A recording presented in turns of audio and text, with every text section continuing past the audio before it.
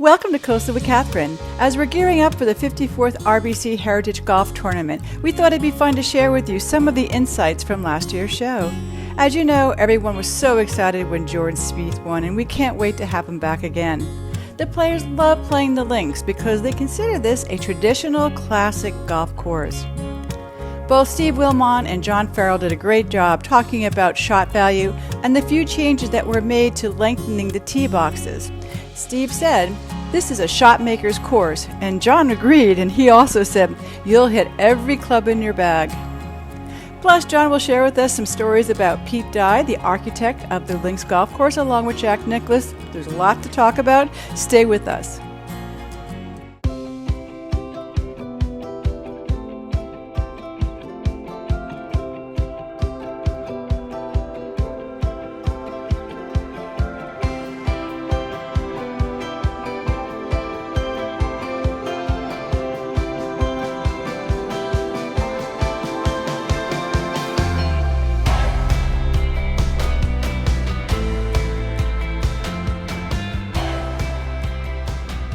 I'm delighted to introduce you to Steve Wilmot, who is the tournament director and also the president of the Heritage Foundation. And look, everybody, look where we are. We have the beautiful harbor behind us, the Cowabungie Sound. This is a great place to be, Steve. This is your office. It's not too bad, is it? But, it is not too bad. Yeah, this is the most iconic, one of the most iconic, if not the most iconic holes in golf, especially with the lighthouse behind us and all, but the Cowabungie Sound and the Harbor Town Marina. So it's pretty special. You know what I love about it? It's also a lot of people bring their boats up, and they just moor their boats out here, anchor them, and they spend time enjoying the tournament. Yeah, and actually it's one of those things that we look at every year too, is the tides, because we certainly like it when it's high tide, so the boats can come in a little bit more, and it's prettier than low tide, but it's still a beautiful setting for a PGA Tour. Number one, we're delighted to have people back. The audience is going to be here. The crowds are going to be here. The field is coming back. So tell us. Well, it's I didn't mean to interrupt you, but you can tell I'm excited as well. I mean, 'tis the season, but our team, our trustees, our volunteers, it's a year-round effort. It's 53 weeks out of the year effort, let alone you talking with John Farrell as well today. There's the conditions, it just doesn't happen overnight, but this is the execution time, the last 6 weeks or so, the build out, getting everything handled from an operations side or the logistics side with the staff, with ticketing and marketing and signage and those kind of things. So it's really, all the volunteers are all energized, our spectators are sponsors, so it's going to be an exciting few weeks leading up to the tournament. We're excited to be being back. Oh, absolutely. The Hilton Head, the vibe is here. We're starting to feel the vibe again, the pulse again. We're hearing it on the radio that it's coming back. But let's talk about your volunteers, because it's a significant amount of people that help. Well, there's roughly 1,400 that work under or work with us. That doesn't include some of the volunteers that help in the concession areas to help our concessions and so forth. But the volunteers, if we had to pay a volunteer $1 an hour for their time, we'd give nothing to charity. And it's because of this great community and the leadership of our volunteers and all our volunteers that we're able to impact this community in a very significant way every year. The Heritage Foundation is very endearing to our community, and Steve and your team are all just super to work with and always to interview. I always feel that you're giving back to the community. Well, and please know, I have an opportunity to travel a lot of these tournaments, and we have something very special and unique here. And when we talk community, we mean community. Hilton Head Island, even though it's been ranked the #1 island in the country, the community behind here is amazing. This is one of the hidden gems that people don't know. We know about our golf, we know our tennis, but what Steve is just talking about that's one thing I started the show, is because I wanted to find out about the hidden gems behind the scenes. And today, let's look over here, Gustavo. Steve. So this is going to be the grandstand for the 18th hole. Yes, actually this is our double-decker here, but we do have our title sponsors out here, RBC, as well as our presenting sponsor being Boeing, but Coca-Cola is out here as well. But and then we have some bleachers and some other things down. But this build out is happening. This is one of the last things that goes up. because Sea Pines has some weddings leading up to it, so we work around some of those things too. So there's a lot of moving parts, but it's working together, which makes it so special. And I've said it before, there's no I in team, and we're fortunate to have so many great teammates. So let's go find John. Great. Well, as I stand in front of this iconic lighthouse, and you also can hear a little bit of noise, the machinery and the beeping behind us, because guess what's happening? The Heritage is arriving in 1 month's time, and I would like to introduce you to John Farrell, who is the Director of Sports here at Harbortown Links. Nice to meet you. Thank you, Kathryn. Thanks for having me. Absolutely. You know, as I did a little check on you, a little bit of bio, and let's walk over here for a second. And you've been here for almost 30 years, correct? You've been a golf professional for all those years, and it seems like your career has grown and grown and grown, correct? Yeah, I've been very fortunate. I've been with Sea Pines since the late 80s, and so it's been over 30 years, and my intent is to have it be another 30 years. It's a good place, isn't it? It it's sure not so is. bad. I'm a lucky guy. Yeah. So you've been part of the Heritage for nearly 30 years as well. So today we are going to talk about the course. They have done some modifications of the course. Yeah. And so since you are the Director of Golf and the Director of Sports, he has full knowledge about what's going on. And I'm curious to know what sort of made this year different to have you decide to do some modifications. Well, there's a lot of things different, unique to 2022. Right behind us is the new quarter deck that's going to open the first week of April, which is a magnificent new restaurant, full service, unbelievably beautiful structure. And it's the first time we've had a full field event as far as spectators are concerned since 2019. So, and for other people who like to come here to the links and to Harbortown, what could you recommend for them as for an experience? Is there a time, place, or how would they? Sure. So we're one of the few places on tour where the public can play, and we're a semi-private resort facility. We've got a membership who enjoys all of our golf courses, and as far as when to come, you know, we're just as enthusiastic and just as aggressive with our with our preparations for the weeks around and the weeks all throughout the year as we are for Heritage. Heritage is a very important week to us, there's no denying that. Right. But the other 51 weeks, people come with certain expectations, and we want to exceed those at every chance we get. We want them to have a private club golf experience or a private club resort experience at a resort operation. And we're committed to that from top to bottom. That's our ownership and our leadership, and our president, Steve Birdwell, and all of our executive committee is committed to really giving a premier experience from the gate to your eventual departure. And you know, one other thing I want to share with that, because just to come and play, you know, not in tournaments time, it's just a beautiful course. I mean, look at this, Gustavo, look at our beautiful water here. But it's the hospitality, it's the friendly hospitality, and you really feel like you're going to have a wonderful experience. John is going to take us, and we're going to grab Steve, and we're going to go and see some of the modifications they've done for the course. So let's stay with us.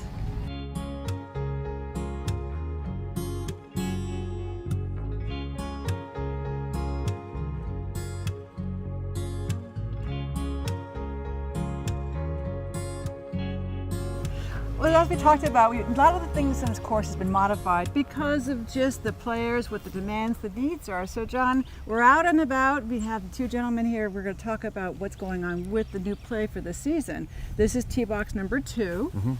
And what did you guys do? Well, for 53 years, we've played from right here at 506 yards. And Steve and I, as we always do at the end of a tournament, we have post-tournament analyses where we discuss things we're glad we did and things where we'll call them opportunities for improvement. And this past year we decided that we were going to try and add some yardage to a couple different spots that would not negatively but rather enhance the integrity of the design and the shot values as they were intended to be by our golf course architect, Pete Dye. We're very careful about not doing anything that would jeopardize what Pete's original intentions were for the golf course. But number 2, after analyzing the shot link data, we discovered that we could add some yardage here and it would actually restore it to what it was originally intended to be. So that's what we accomplished here. That's really interesting. I mean, what was his vision? Is there some sort of a description further you can tell us about that? Yeah, that's a great question. So he was very, unfortunately he has since passed away, but before he passed, he made it very clear to us that to not add yardages to the shorter holes. They're intended to be short, and their green complexes are designed for a high-pitched, shorter iron to come into them, and the ones that are long were designed to have longer clubs come into them. So we've stayed loyal to that. We heard him, and we're going to remain committed to that. That was his intent. So that being said, hole 2, 500 yards for a par 5 for the tour players today. It's nothing. With the ball and the club and the athlete. When Steve and I first, yeah, it's very, very gettable, and the data shows that. So we paid attention to the data. So we've added 45 yards to hole number 2, which is going to play now more like what Pete originally had intended in 1969. You know, I always think there's a lot of math when it comes in golf. You know, and I always wonder, and I didn't ask you this off camera, but there's got to be obviously statistics because you do go back and analyze it. But you know, when they start creating the particular design of the course and where they put the sand traps, where they put the, you know, all the things that can go wrong, do they sort of say, well, 80% of the shots are here, so therefore we're going to put some sort of sand trap or something that's going to make it a little bit more challenging at that? Is that playing? No, not in this case. It's a good question. However, because the integrity of the design and the shot values were established in Pete's head in 1969 with his wife Alice's help and with Jack Nicklaus's help, because Jack Nicklaus this is the first golf course he participated in the design of.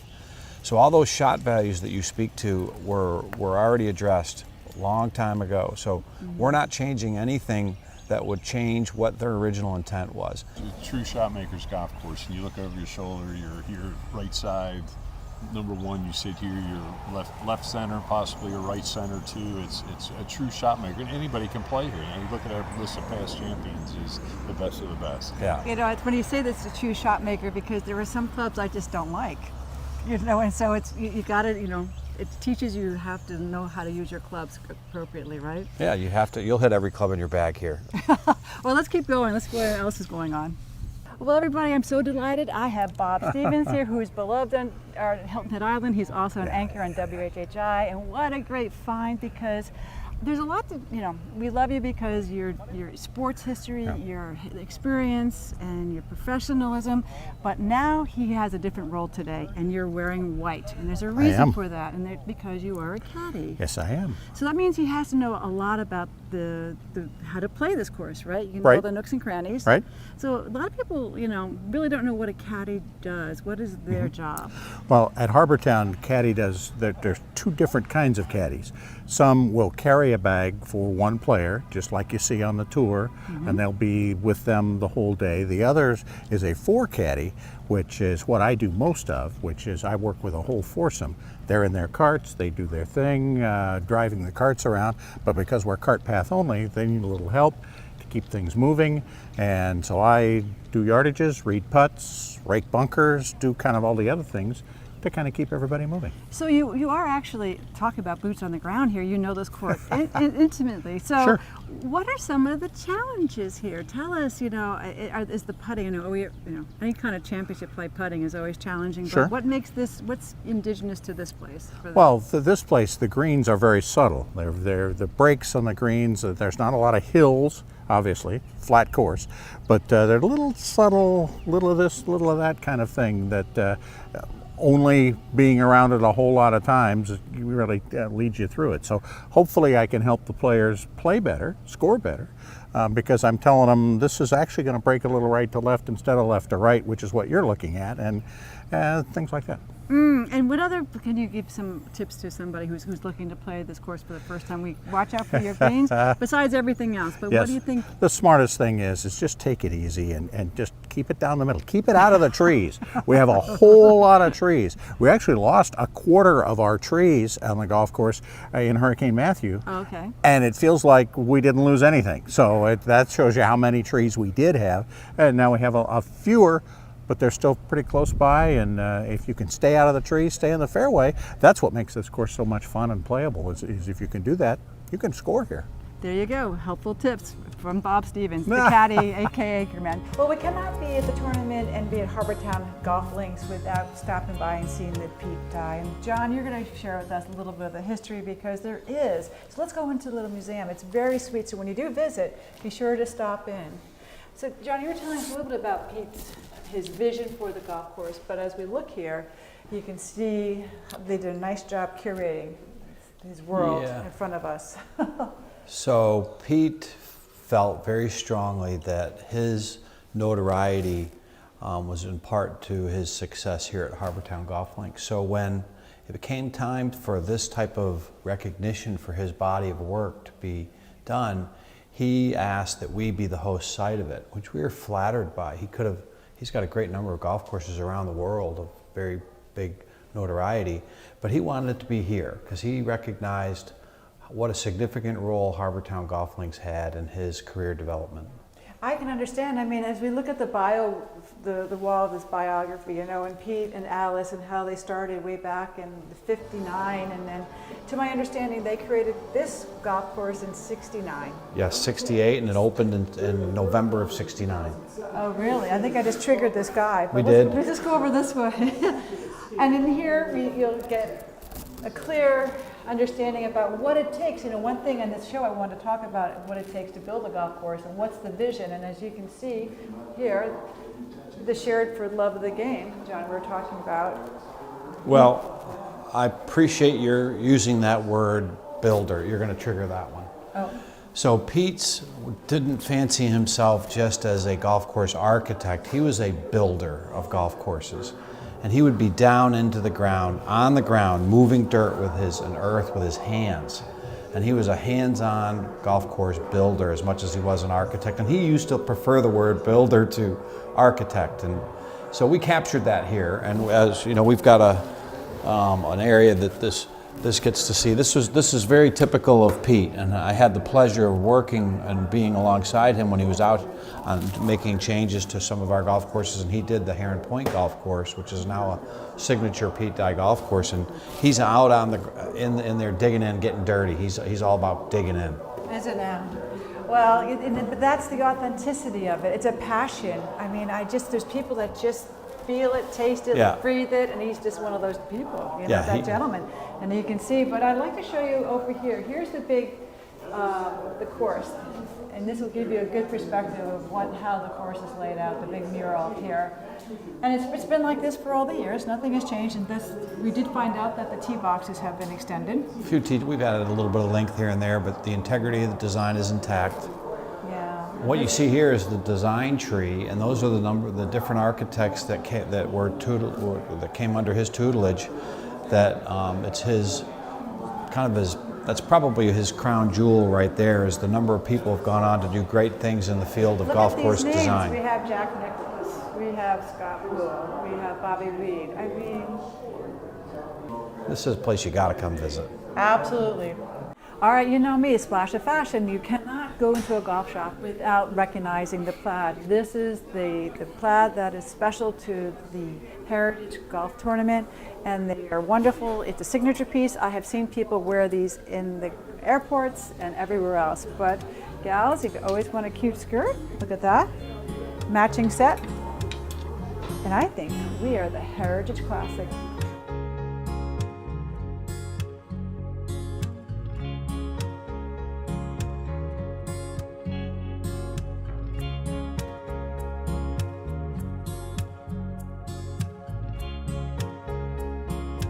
Well, John, as we talked about, this event is more than just 4 days. I mean, look what's behind us. You can see the construction over here. And actually, we're walking up onto the 17th tee box. And there has also been a modification here because, tell us why.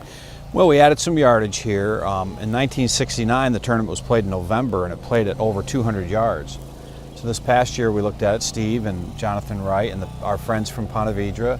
We looked at all the data again, and we saw we had an opportunity to add some yardage here without affecting the integrity of the shot.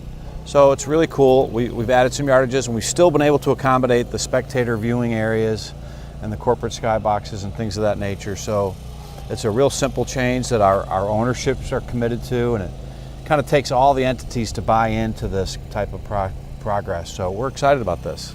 You know, what I like about this tee box, it's really intimate. I mean, you're right there, and the audience and the crowd is there. And actually, this is a general spectator area. We have some private hospitality, but the one thing is, it was kind of an opportunity that was presented to us in 2020 when we had no spectators.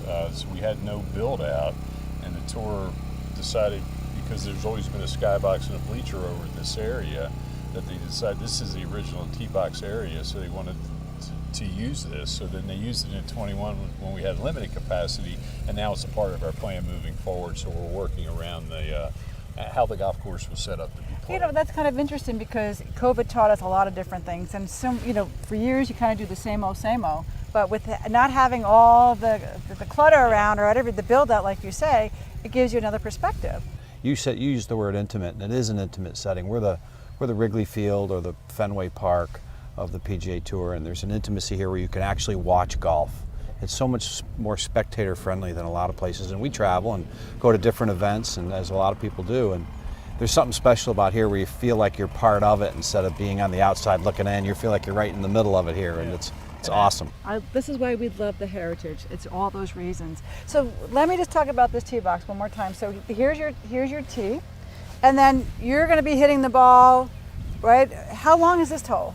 It's 200 yards. It's all relative to the winds, and you'll see the caddies, a great number of the caddies will walk up to the edge of the water there, because from back there you're shielded by some of these trees and some of the homes, so they can't feel the wind as significantly as they can from up there. So the caddies often go up there and they look at behind the green, and they look at the flags on top of the sky boxes on the right to see which direction that wind's going, because that impacts their shot selection and their aiming lines. And John, one other thing we should mention is we will be using the left side of the tee box too during the week, and it will be depending on wind, depending on the setup, but the PGA Tour dictates that for us. Sure. Oh, really? Yeah, and the tour players like variety. They've made that very clear in different meetings you're on. You chair a number of these committees, but the tour players like variety. They like us to move things around so they get some different shot values. I love that. Well, anything else we got to talk about the course before we continue a little bit more? It's a team effort here, and it's not just about throwing some grass seed and throwing some water on it. It is truly, John is the best in the business, but he also has an incredible team too. And I don't want to speak for your John, but he's our John too. John Wright. Couldn't have said it better. We're very fortunate. Our superintendent and his team, and our superintendent at the Plantation Club, who's his partner, Brooks and Tell, and John Wright, are the finest in the industry. To me, I think there's an art and sance to this. No question. It's not just these lawnmowers, but it's the grass you choose. I mean, like down in the South, I call it sticky grass. What's the word for this? Bermuda. It's called the grass that doesn't let your ball out. Well, thank you very much, gentlemen. Thank you for joining us. And thank you. We will treat. talk. Yeah. And this is Coastal with Kathryn. So I hope you enjoyed the show as much as I did, and do me a favor, we would love to know what you think about it. Go to our YouTube channel, subscribe, like, share. We would be grateful for that. So until next time, thanks for joining me.